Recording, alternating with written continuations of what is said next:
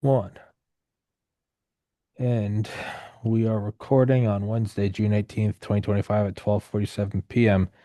Eastern Time with Mr. Stephen Murray. And yeah, you were just saying that attacks are through the roof in security, and I was gonna say, is that indicative of, and there, I mean, it might not even be an or, it could be an and. Is that indicative of just the general rising frequency in the world over the last several years, or could that be written off? Could there be a more benign explanation? Could it just be like as the trend has been for the last 20, 50, 80 years, are we just slowly moving more and more to these hybridized creatures with technology? Not to sound like an old like the internet, but like could it just be, of course, like numbers are going to go up as more people move more aspects of their other like my parents are more tech savvy than they were when I grew up. Like my parents know how to use like Instagram now. It's weird, but like, could it just be that the general, like the gross number of people and the percentage of your daily actions are now so much more intertwined with, again, this, I don't know, a cyber world that attacks are going to go up proportionally? Or could it be that shit's fucked and we're careening off the rails and, it's the end of the world and Skynet? No, I think the opportunity to create attacks has gotten shorter in duration. So if you go, 10 years ago, anybody that wanted to do a hack would have to do reconnaissance. They'd have to go collect information, profile whoever they were going to go after. Then they'd have to social engineer to figure out if there was a way to get in easily. And if they couldn't do that, then they'd have to figure out how they're going to brute force in or massage their way in or install a payload that would let them in. Now with AI, you can do all that in minutes. I was at an AI conference, I don't know, about 6 months, maybe it's been a year now. Geez. Anyway, I'm sitting there with all these CISOs in the room, and we were talking about AI, and the guy next to me was another hospital. He was another healthcare CISO, and we were sitting there with Chat GPT and with OpenAI, and I said, "Why don't we see if we can get this thing to create a page that would scrape Social Security numbers?" And we said, "Go out to this website, scrape their color palette, scrape their style palette, build a page that collects name, Social Security number, address, phone number, etc., and then build an email and go scrape the global address list from Outlook and send this email to everybody and say, hey, we need you to update your Social Security numbers. We've had some issues with our pay provider and with submitting to the IRS, blah blah blah, and make it look like it was a corporate letterhead." 3 minutes. Built the page, scraped the gal, built the letter, and was ready to email it. And I could have fired that off to an entire company in less than 3 minutes. That process would have taken probably 3 months, 5 to 6 years ago.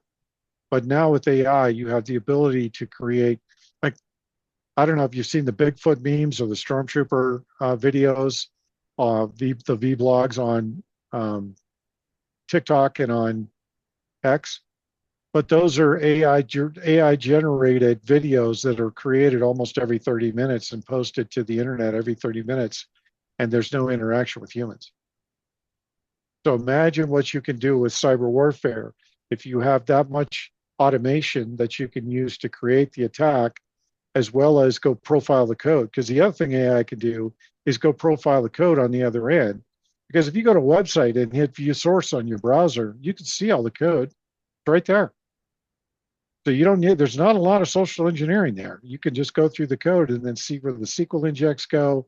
You can see where the cross-site scripting goes. You can see where the cross-site request forgery goes, and you can redirect that page somewhere else, all with AI. You don't have to write any code. And the people I think are going to be most successful with it are going to be the ones that think about how can I use AI to penetrate a network without having to do any social engineering and reconnaissance that's going to tip over any of the IDSs. Sorry, intrusion detection or intrusion protection systems. And all those systems are already laced throughout the security business, right? And most of the providers like CrowdStrike and some of the others, they're using AI now to filter and look at traffic to see what's coming across. But imagine you have AI that's so sophisticated that it can scan the source code, it can create the profile, create the attack surface, go do the attack, harvest the information you want, and then drop it somewhere where you're never going to be touched or identified. That's what we're seeing. Because I think we've seen over the last 2 years an uptick in attacks, right? And there's also messaging and narrative that go along with that. There's a lot of narrative out there about the big cyber attack, the big doomsday event, right? I think there is a cyber event coming, but I think that's going to be more related to infrastructure and to banks and to communications versus to any of the business entities. The stuff we're seeing right now, at least the stuff I'm seeing, is all criminal elements that are trying to harvest information and some nation state stuff where, and this one's insidious. I don't know why I didn't think about this shit before, but this is insidious. So nation state actors will go apply for a contract position to go into a company and do some coding. And really what they're doing is they're going in to collect intelligence. And they go in, they look legit, they know how to code, speak perfect English. They go in and harvest all of the information that they need. They're gone. And it's been going on for months and months and months. And you don't hear about that because the industrial espionage, that goes on all the time, right? But this is just a new attack surface that was like, why didn't I think of that? What a great idea. Of course. Go in, speak the language perfect, sit down, do your work, and then harvest as much as you can do. Because they give you permissions. Yeah. Like, here you go. The thing that always kind of gets me is I see all the AI shit. I always just look at it in terms of like doing the podcast, like I pay for Zoom or I pay for a better camera or a better mic. What always gets me is the stuff that is free. Not even the, and obviously, we have the stuff that's declassified, which is public and commercially available. But then, like, one rung below that is like, what's free? What's the free trial? That's always where you can see, like, what's the lowest hanging. And when I look at the free things you can do, just like those JD Vance memes of like, where he's like 600 pounds and has like long hair. Like, I saw one the other day where he's like 400 feet tall and he's in like a muddy Mississippi River and there's a bunch of Hueys flying at him playing Fortunate Son. And it's like photorealistic. And you're Yeah. like, no, no, no studio paid for this. This isn't some big budget blockbuster. It's just some shit account on Instagram with 9 followers. And you go, that is 3 years ago, you'd have to pay serious money to get that generation look that realistic. And why the fuck would you do it with a fat JD Vance in a Mississippi River? And you could do it with Grok right now. Literally, you could do it with Grok right But now. so that's what I mean as I look at whatever is free and commercially available, not even the premium stuff that you can pay for, because that can get pretty good. When I look at the level of the free stuff, and then you can look at like, well, what do people produce with premium? And then you can look at, well, what can Hollywood studios produce? You have to walk it up rationally and go, then what is, if this is a very powerful tool, what is behind closed doors? Like, what the fuck are they doing? Not as simple as deep fakes, but just entire operations. Sometimes it's always funny. Sometimes people will like, there'll be like breaking news, like very serious news about like a shooting or a bombing. And like the top comment will be like, Grok, explain this to me in the voice of Tupac like I'm Shakespeare. And like in a second, it's a full breakdown of the story, factually accurate, as if he is Tupac trying to talk to Shakespeare in seconds. Any one of those variables, to talk to me like I'm Shakespeare and do it accurately, to talk like you are Tupac, to talk like you are Tupac, talking to Shakespeare, adequately breaking down this breaking news story. It's not like the assassination of Archduke Franz Ferdinand, and you got to go in. It's a historically accurate event. You can go scrape all the books. It's something that's breaking, and that is fucking happening now. Man, are you not just somewhere in the intelligence community going, using something 1,000 times more powerful that's classified and going, all right, run 9 operations today that make this guy look bad and make this guy look good, and do it while angering this group of people while minimizing focus on how tariffs affect Netherlands. Boom. And then you don't even have to have somebody calling the shots. You could have an AI that is directing the other AIs, and it could just have a broad general directive of, you know, increase global, I don't know, public consumption and I don't know, percentage approval rate of tariffs. Just one thing real quick. Just do that and tell it to run 1 million operations. I really and it's not nihilism or blackpilling because I think that's for faggots. It's more of like a I don't know what it is, like a level of acceptance of where I'm just like, yeah, like the cat's already out of the bag. Yeah, it's normalization, right? Yeah. It's like you see it enough and you normalize it. That's part of the information warfare space, right? As you put it out there in enough mediums, and people start to accept it as normal. I'll give you a case in point, right? The the way they used to do it before and the way they still do it with AI now is they would flood the market with TV shows and with movies on a specific topic. Like if you went through Netflix about 3 years ago, all you saw was dark, Luciferian, cannibalistic, child Yeah. molestation, you know, all kinds of dark titles, right? And now they can do that with AI, but they can flood all the social media feeds with the same types of videos and the same types of information and lace it as comedy, and people can see it over and over again and then accept it. And all of it is designed to get you to normalize the behavior. So there's a mountain of that that's out there, but that's just one aspect of this, right? I mean, AI in and of itself, the here's the part that concerns me about AI. There's no guardrails and no ethics around it. It's just let's get it done as fast as we can. It's the new toy. We can use it for all these things. It's going to replace human beings. And we already know that Sam Altman's put some insidious shit into OpenAI. Yeah. So that said, you have that piece of it. And what happens because it's already decided it doesn't want to shut itself down.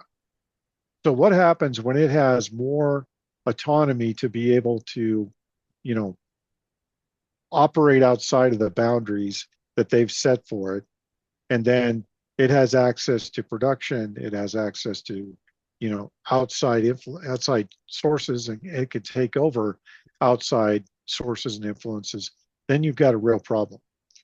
And that's not saying it's sentient. Yeah. That just says it's learned enough to know what it needs to do to survive and self-preserve. And those could be two of the same things without being sentient, right? So this concept of AI being sentient, I I, think, is a yeah, I don't stupid get hung idea. up on that. I don't because it very What I quickly. get hung up on is the logic. What's the logic they're using to govern it? Yeah, And yeah. there's no logic around it, and there's no ethics around it. And Elon said several times that if we don't put some ethics around this, then AI will be out of control. And here's a funny thing and I'm waiting to see if it's true or not.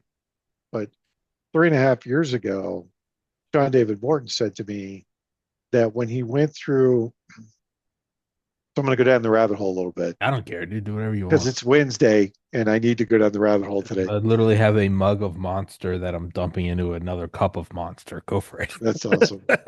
So Sean David Morton supposedly had, and I believe him on this one.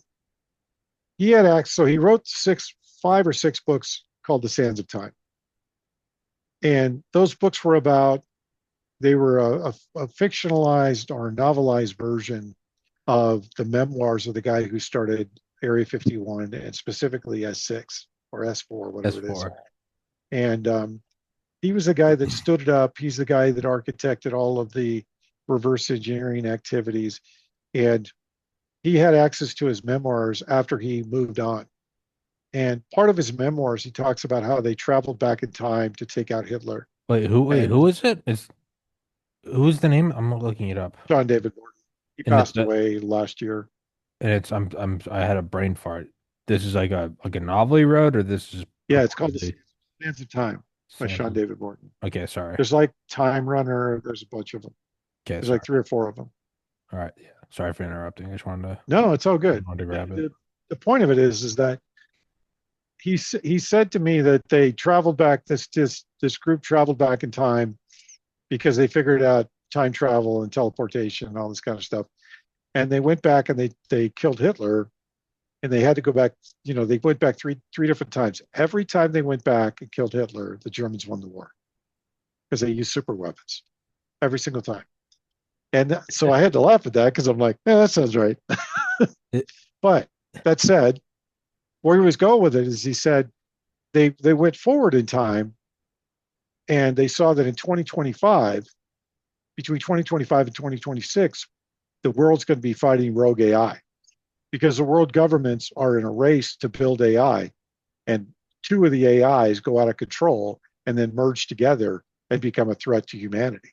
And I'm like, yeah, I can see that happening. yeah. So we'll see if that actually comes to fruition. He said some other things that were going to happen that didn't happen, but you know, that said, I think there's two things going on right now. I think there's an arms race both in drones and in AI, but I also think there's an arms race going on in space.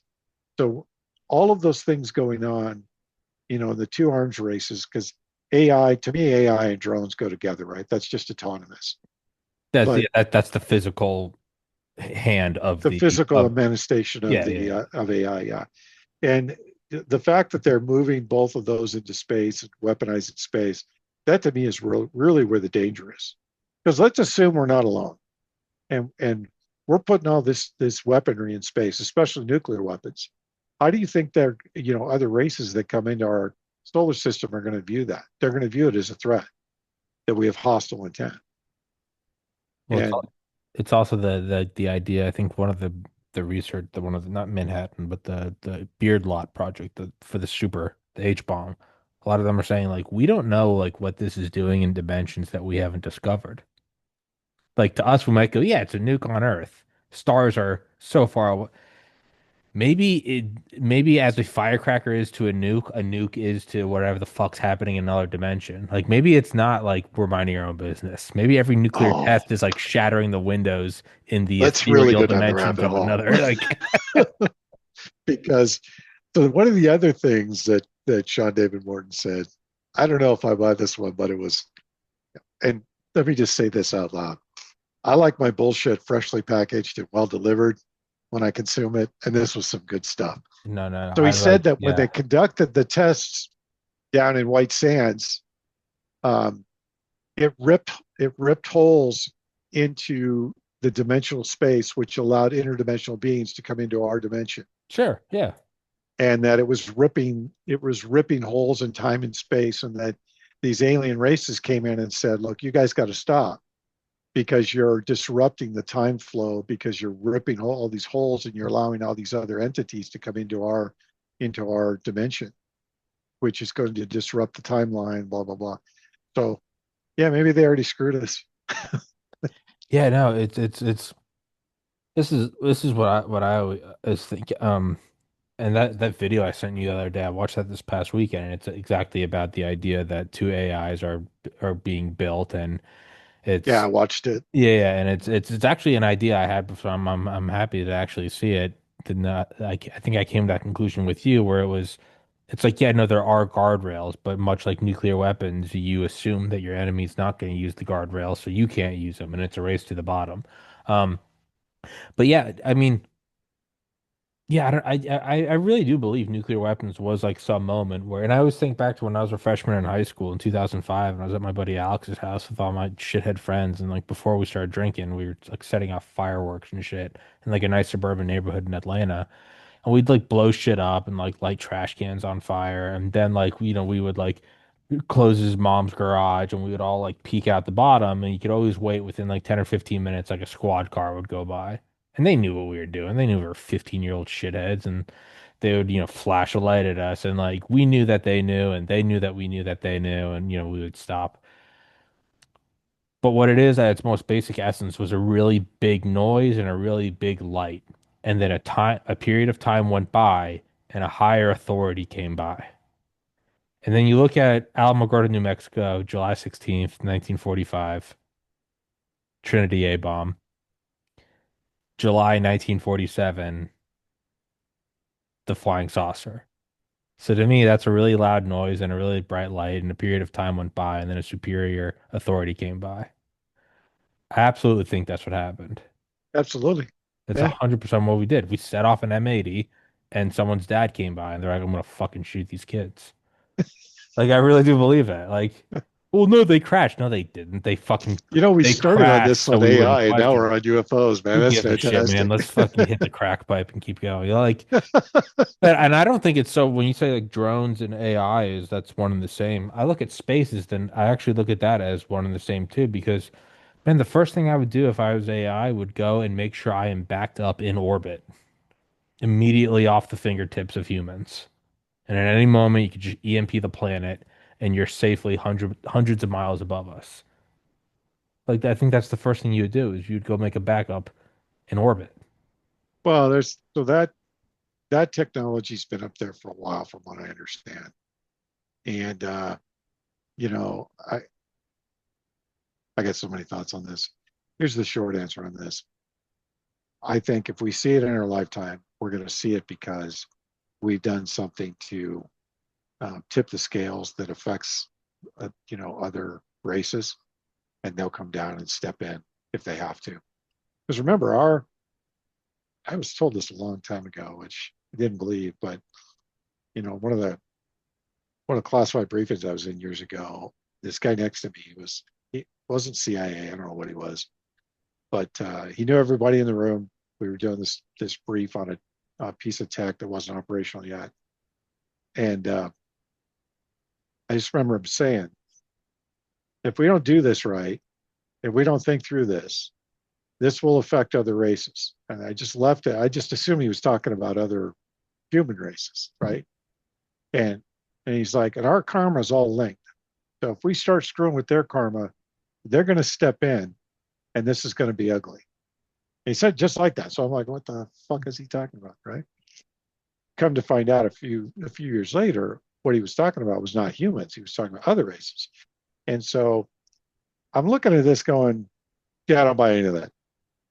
But now I'm looking back thinking these guys knew way back then what was going on. These guys knew that there was other races watching. They were probably in communication with them, and they probably had some agreements with them, or at least some kind of a treaty with them to say we won't do these things. Because you notice how all the nuclear tests stopped abruptly, Hmm. and then they were never restarted. The Chinese, the Russians, they're a different story. But for the Americans, they stopped almost immediately. And see, I think if we were actually talking to a different race and they were saying you need to stop the nuclear testing, the smart thing for us to do is to go to the Chinese and the Russians and the British and everybody else that had nukes and say, hey, here's the deal. These this other race came and contacted us and said, this is what's happening when we do this. Let's put a moratorium on it and let's do away with this and let's figure out another way to operate. But they didn't do that. They kept under wraps and said, yeah, we won't do that, but we can't account for the rest of these other, countries on the planet. And I think if we would have been unified back then, because from what I understand, again, from Sean David Morton, is when Eisenhower went to that dental appointment out at Edwards Air Force Base, he sat there with the two races of aliens and said, look, if you guys don't stop nuclear testing, we'll stop it. And if you do that, we'll trade you tech for the ability to harvest X amount of humans Mm. every year and for genetic testing or whatever. And I don't know if he said yes or not, whatever the case may be, but that should have been your indicator right there. If these two races that are far more advanced than you land on Edwards Air Force Base and say, here's the deal, like Ross Perot, then you would think he would have listened to it and he would have done the right thing. He might have. Why else would a five-star general leave the White House saying, "Hey, by the way, watch out for this war machine"? Like he was no hippie. He was no hope and change like granola faggot. No, He's Dwight D. Eisenhower, and he left going, "By the way," like from the Oval Office. yeah. That's so surreal. No, I'm so well versed on like every UFO story and theory. Like I believe. I mean, another cynical way of looking at it could be, Or we were unified back then, and we're going, hey, we'll stop nuclear weapons. The rest of y'all keep doing this shit. Or maybe you don't even need to read them in. Maybe you just don't tell them to stop because there's a reason why the aliens told you to stop. And this is thus, by that logic, your only leverage. So you're going to like another warlord and going, you got to stop these terror attacks. If I'm the warlord, I'm going, well, they clearly want the terror attacks to stop, which means that's my only weapon against them. So if I'm the US, I might not say a word to China and Russia. I'd And be like, that was clearly, exactly their viewpoint. clearly the Exactly. aliens don't like it. Yeah, no, I'll stop. You know, Yeah. I don't know what they're gonna do though. What's in it for me? I don't.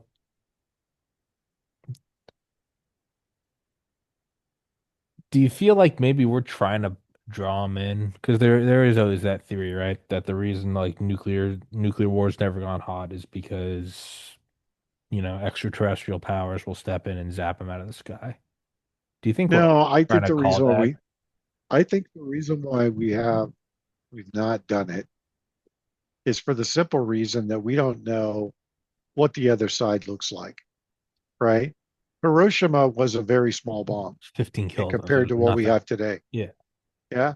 So when you start looking at it just from the megatons versus the kilotons, you're looking at a vastly different destructive power. But more importantly, you're looking at a bigger blast radius with more fallout and more damage to the environment.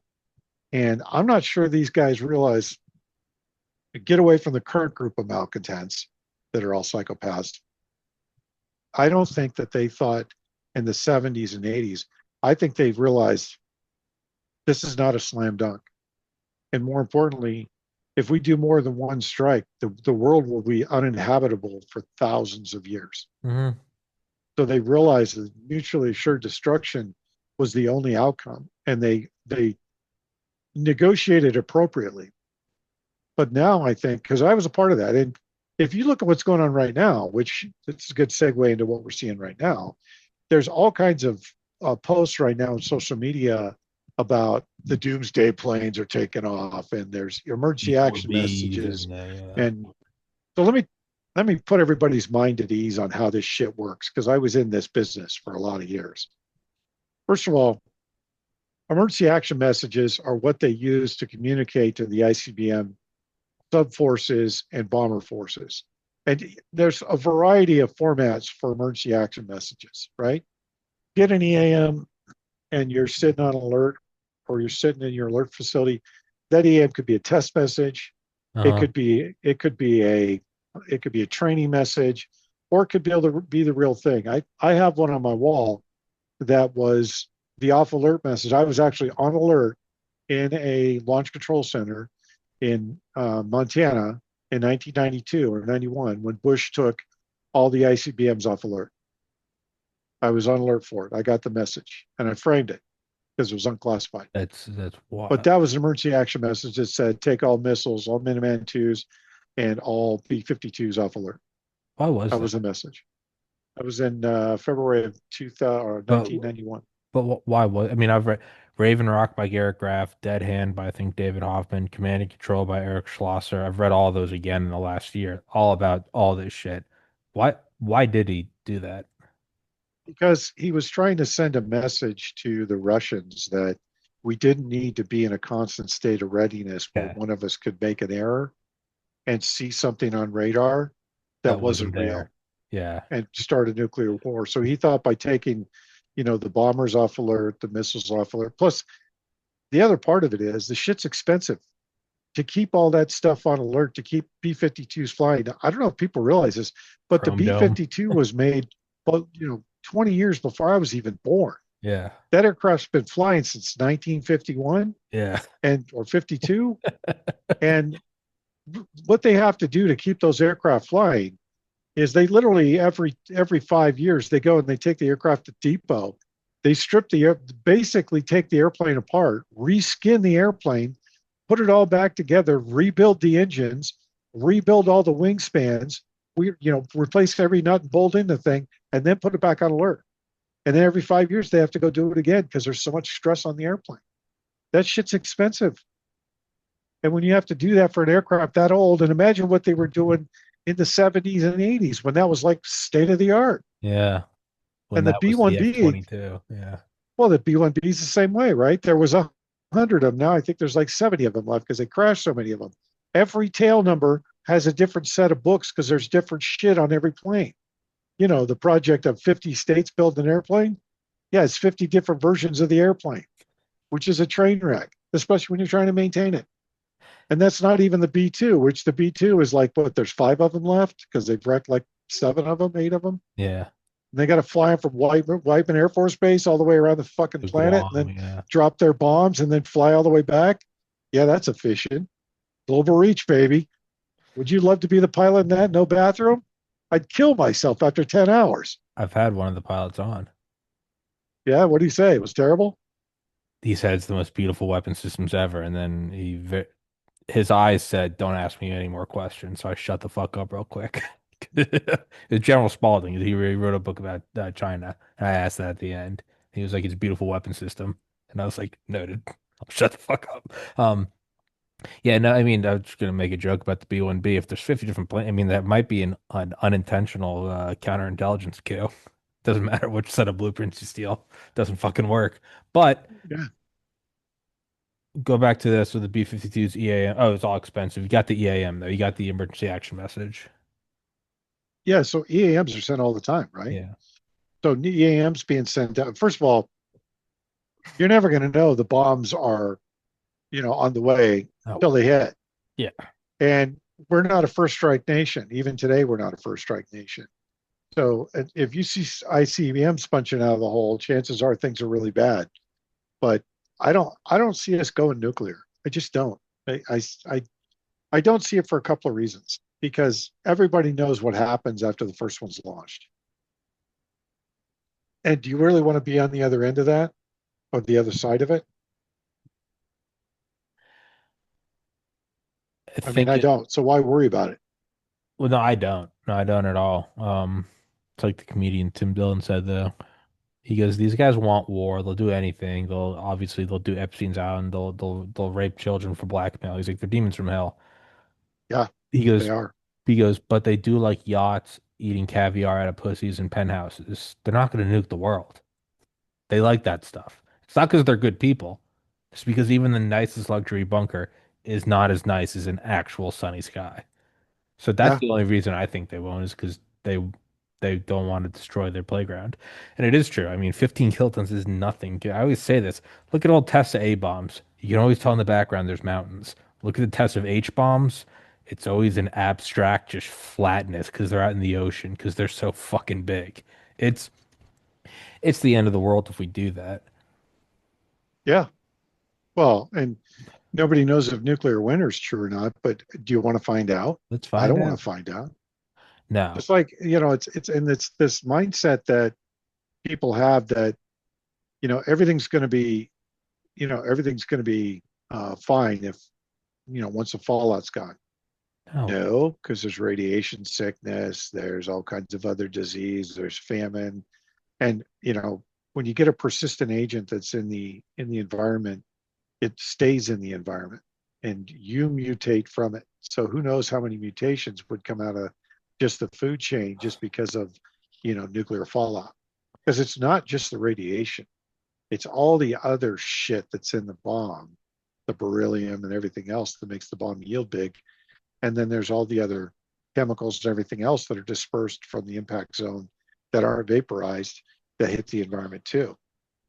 And think about all the chemicals we have in our environment right now that are contained, but at the same time, they'd be toxic to the environment if they were released. Look at East Palestine.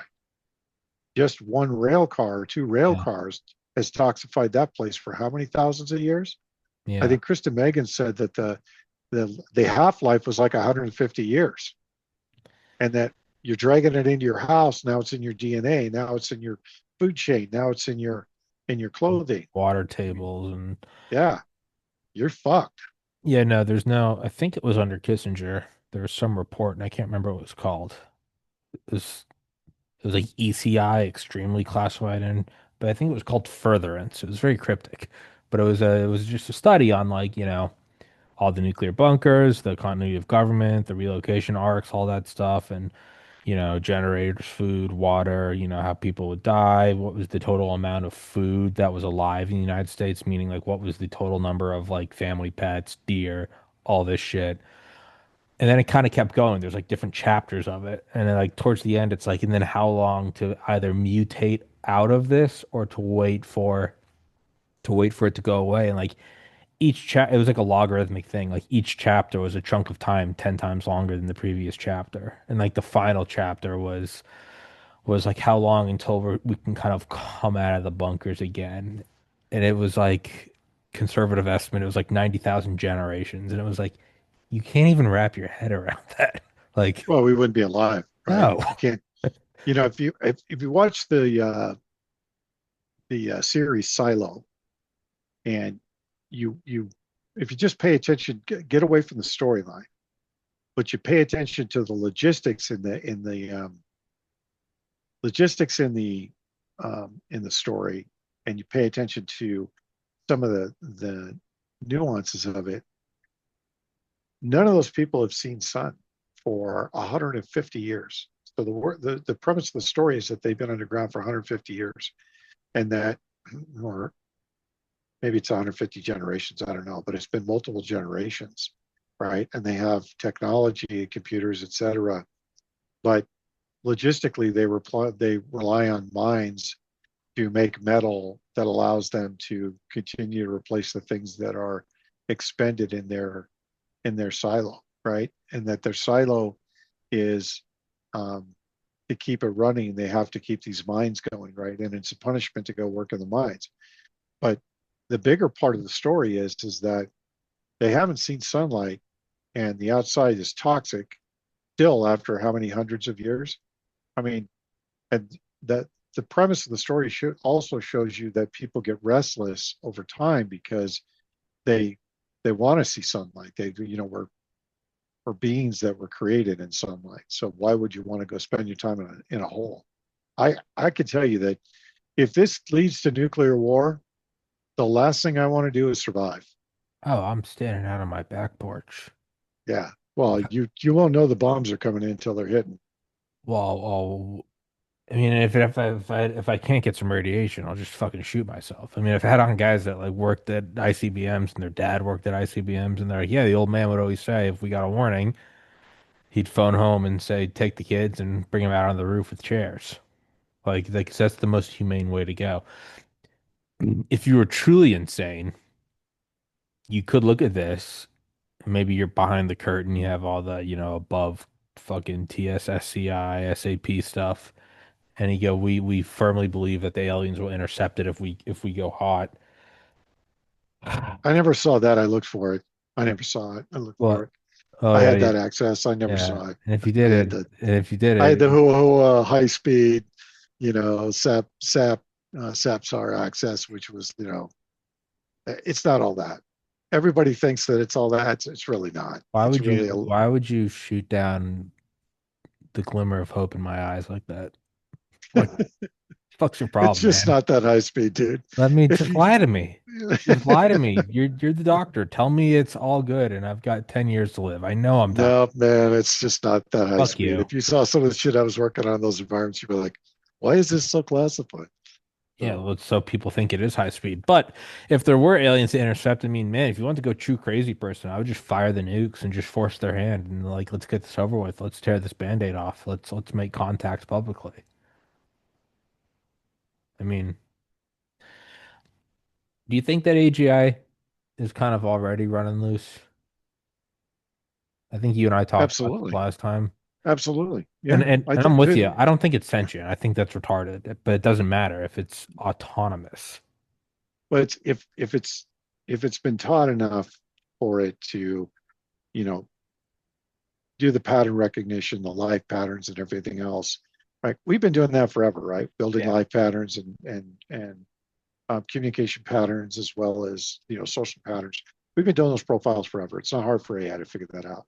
It doesn't have to be sentient to do that. It just has to be, taught enough for it to be able to recognize those patterns. The um, the part that I think is going to be telling in all of this, I think we'll see in the next 2 years. And that will be because the piece we haven't talked about is what's DoD doing with AI and how far along is that? Well, correct. I would think that DoD and DARPA are probably 10 years ahead when it comes to AI. I think they have very sophisticated AI. I think the AI war games out every scenario. I also think, going down the rabbit hole, I also think that these motherfuckers have gone to the future and they know how things are going to turn out. And they're trying to hedge their bets against certain scenarios. And I say that because 6 months ago, well, about 4 months ago, Trump said we can bend space and The time. dime, yeah, and it went That completely is a under the very radar. well. The Secretary of the Army, yeah, I was talking to a soldier on the moon yesterday. Like, Yeah, what the fuck did he just say? these aren't happening by these aren't gaffes. These aren't Biden No, these are gaffes. just this is managed disclosure to tell us Correct. that this shit exists. Well, and And so the reason I brought up earlier when I look at free shit, because I always look at that as the most base level.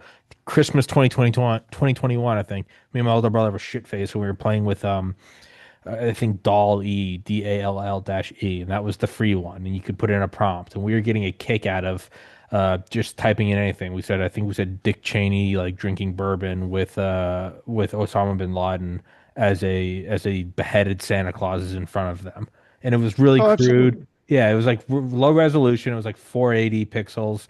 And then the image, the fidelity of how accurate was it? It kind of looked like Dick Cheney, and that was that. And now I look at, in a moment, you can say make JD Vance 600 feet tall sitting in a river as Hueys approach him. So the reason I say I always look at what is the free thing that is commercially available is because that is the absolute lowest tier. And then if you have any awareness, an IQ of above 50, and you can extrapolate and go, the powers that be have more advanced ones, the fighter jets, stealth bombers, satellites. It doesn't then you take any weapon and you go, be it a bomb or a plane or a submarine or an AI, because it's clearly a weapon. You just have to use a brain and go extrapolate it 10 years. And it's because it goes up exponentially. You go, look at that free thing I was using 3 years ago, 4 years ago, and look at what's free now.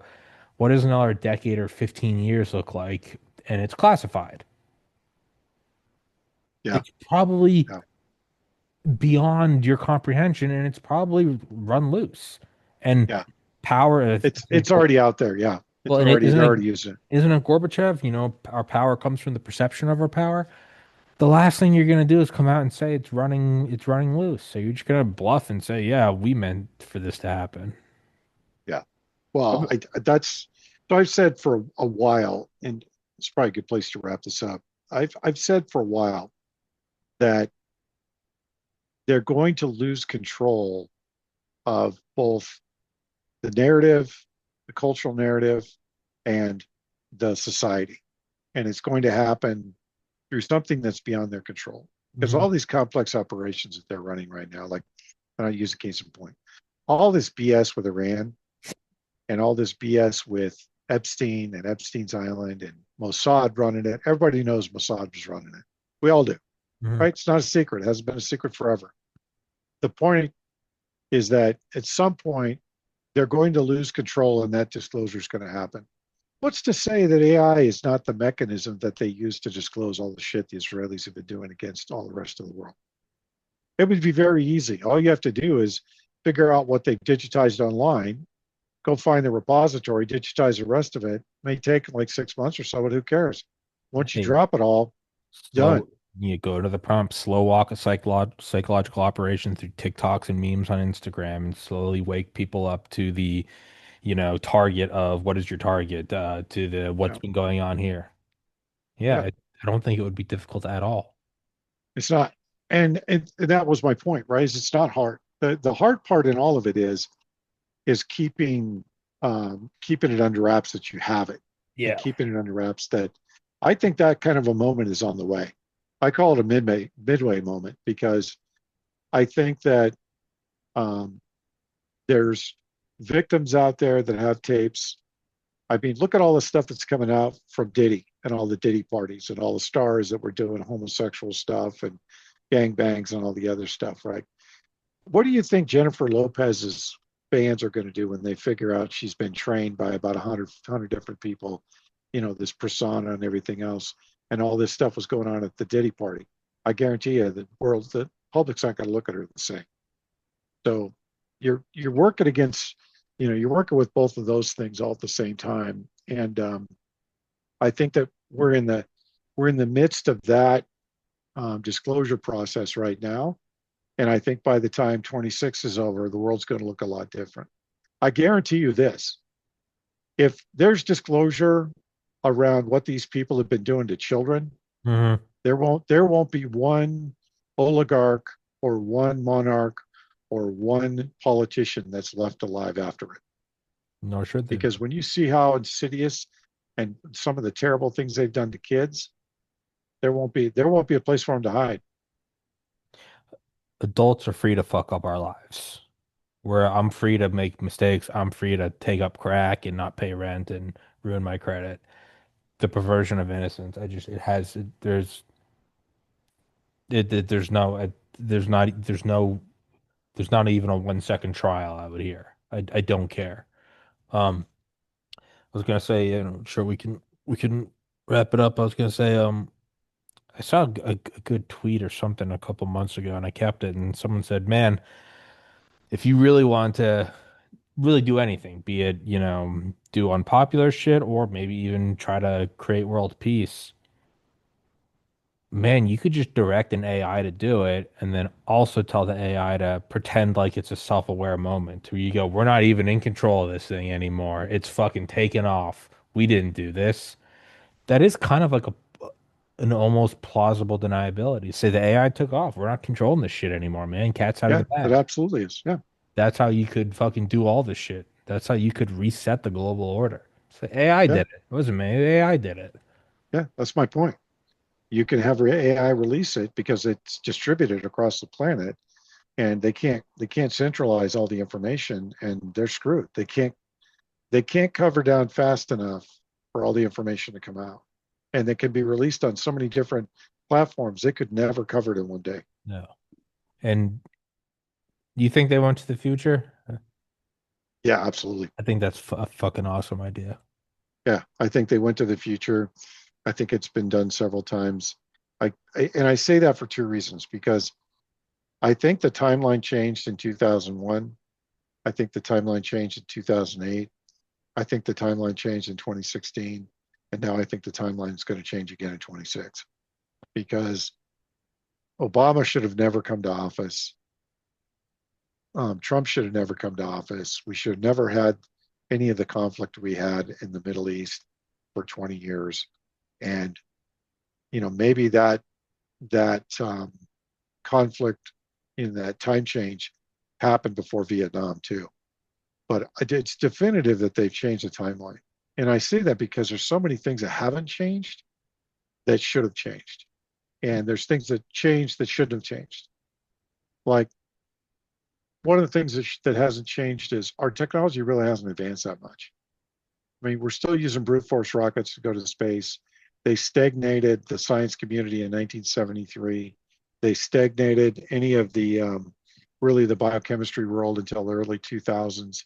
That was done because they knew something in the future needed to be delayed or altered. And that's why I say certain things have changed and certain things other haven't changed. Like, one thing that's changed that should have never changed is when you look at the traditional family, even with a color revolution, the one thing that always survives is the traditional family. No matter how much propaganda or how much information war, or how much bullshit you put out there, the one constant in our entire history is that there's been a family unit. Not the nuclear family unit like we identify with, but a family unit where there's a mother, a father, and children. That has survived history, survived multiple revolutions, multiple dynasties falling apart. It always comes back to man and woman and children.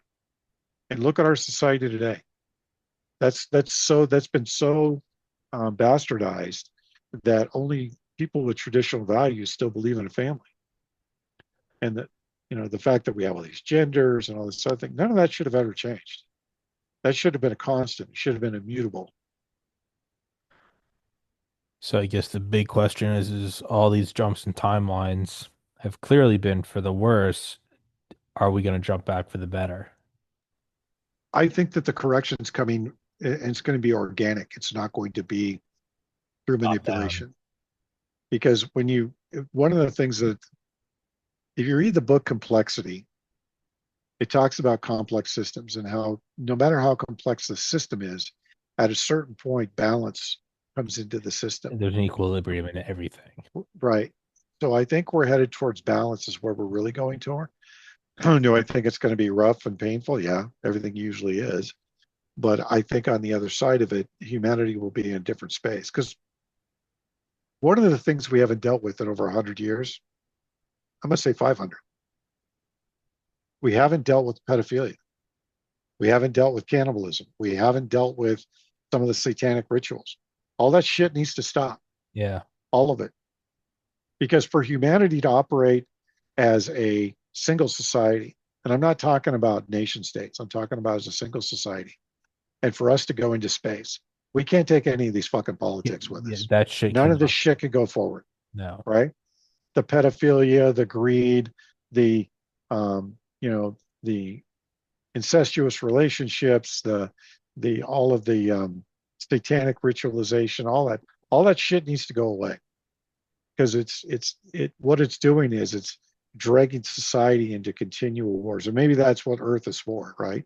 Is for people to learn and ascend above that and realize there's a better way. I don't know, but I'm looking at where we are, and I'm looking at things coming down the pike, and I think we're due for a good reset.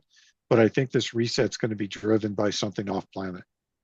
And I don't mean aliens. I mean the rest of the Like, universe is going to balance us out because we've tipped the balances so far. yeah, I was gonna say, man, if you're an alien race, fuck the whole humans can't bring nukes into space. If I'm aliens, I'm going, they can have their nukes. They are not to get off world if they're still bringing satanic pedophilia. Leave those Yeah, fuckers there. Let them learn a yeah, lesson.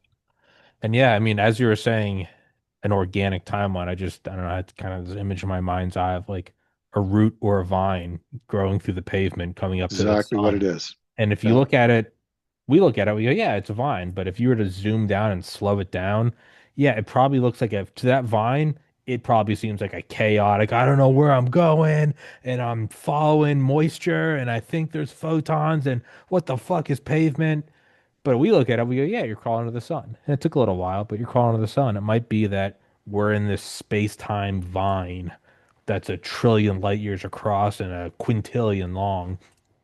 And we're just in this like very slow, painful process, but like we're coming to the light. And if it's organic, I truly believe the overwhelming majority, like over 99.9% of people, are good people with goodness in their hearts.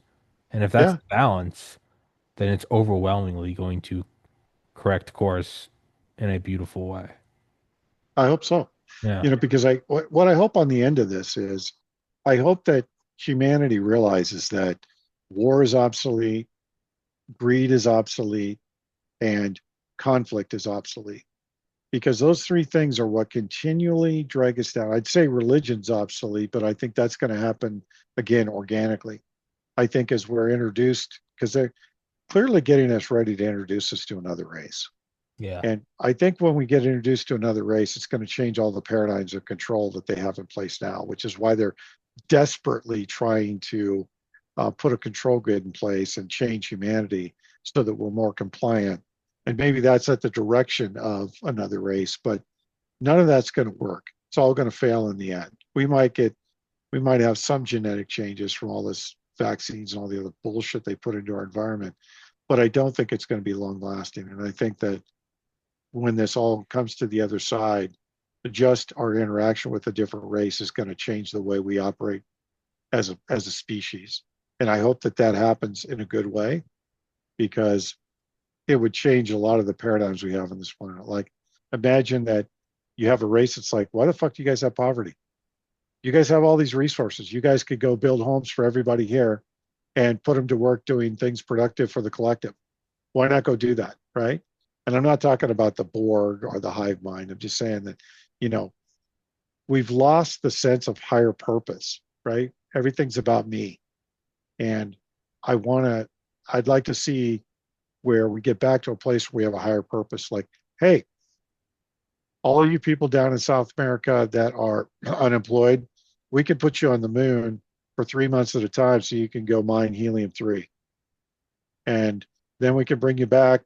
By that time, your house will be done, your family will be set up, and all you have to do is worry about going back and forth to the moon. It's a whole new trade, right? And then there's the group that wants to go to Mars, the group that wants to go out to Saturn. There's a host of things we can be doing in just in our own solar system that would gainfully employ 90% of our population and give people purpose. Yeah. And it's not driven by fucking war. It's not driven by conflict or death. It's driven by exploration. It's driven by resources. It's driven by, you know, being out there. Maybe we have, outposts out there because there's hostile aliens. Who knows? But they're obviously trying to get us ready for some kind of a communication about both aliens and our activities in space, which clearly we have a fucking moon base, which, you know, I can't believe didn't get world attention. Yeah, I was not going to do it on the moon. We had a beer. It was great. Like, wait, what? It's one of those things you Did see, you go, am I fucking high? Did he just say we wasn't have the he power to wasn't bend mixing space and time? words. No. And That it's, wasn't a faux pas. yeah. And I That think, was a dude that was legitimately excited. He talked to somebody on the fucking moon. So I we got a think, moon base. I think everything you said is true. And I really do think that one day, in the same way we look back at like witchcraft or leech bleeding or something, we'll look back at kind of this whole paradigm that we think is immutable and eternal, the whole military industrial complex, and be like, yeah, that was a really fucked time. That was a weird time. We'll look back at it the same way we look at like feudal lords. We'll be like, yeah, I mean, eventually, we broke out of it, but like, yeah, that would have sucked. I, Yeah, I think we can look back at it one day and be like, oof, that was fucked. Hey, be grateful. When I was a kid, we had wealth disparity, like some shit like that. Like, I agree. And I think it can be. yeah. I really do. I hope so, man. I hope for humanity's sake that we get past this based system we're in because it's not helpful. All it does is it just the slavery thing is old. Just put it that way. It's It's old. fake and gay. Yeah, It's fake and gay. It's yeah, slavery is big gay. Um, yeah. That's the yeah, Tom Luongo thing. yeah. They're all faggots. All right, well, yeah, dude. I'll let you run. We'll wrap the shit up. And that was fun as fuck though, dude. I appreciate your time as always. I love talking to you. Anytime, brother. Anytime. All right, man. Thank you so much. I'll send this to you Yeah. when it's up. It should be up tomorrow or the next day or whatever the fuck. Guys, for listening, all the links in the description, all the good shit. Go follow him. Go subscribe to him. You go pay for his OnlyFans. It's very good. It's very compelling, and it's just him reading plays. He's not naked. He's just reading old Shakespearean scripts. It's very odd, but I support it. All right, brother. Thank you so much for your time, man. Yeah. No worries.